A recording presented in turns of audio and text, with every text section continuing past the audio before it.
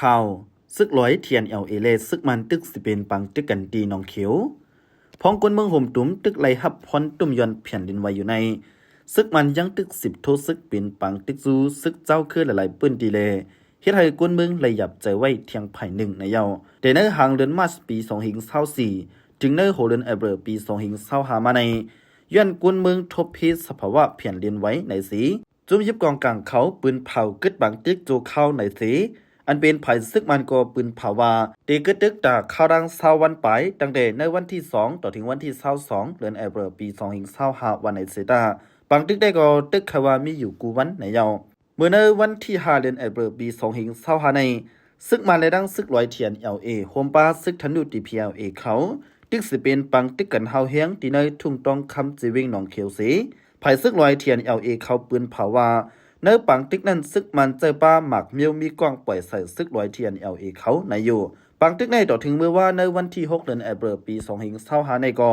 ยังไปเย็นดูก่อนว่าในคาบในวันที่5เดือนเอเบรปี2025นั้นกุ้ยหนังเก่าแม่นอยู่ในข้าวยามกลางค่ำ10 โมงไปซึกมันเขาเอาเครื่องบินตึกปล่อยหมักอันมีดังเฮียง2ปัก50 ป่องใส่ดีวันนองลิ้นวันน้ำ2หูในจีวิงหนองเขียวเสียวแลเฮ็ดให้เฮือนเยกวนเมืองดูก่อยจอมเต็มอยู่หมอกสีหลังเจอในวันหนังไหนดีในทุ่งต้องคำจีวิงหนองเขียวในภายดังซึกมันดังซึกลอยเทียนเขาปีนปังตึกกันมาเข้าดังเปียดเดือนปลายเยาสีภายดังซึกลอยเทียนซิมไลตะปังเศร้าซึกมันหลายๆตีเล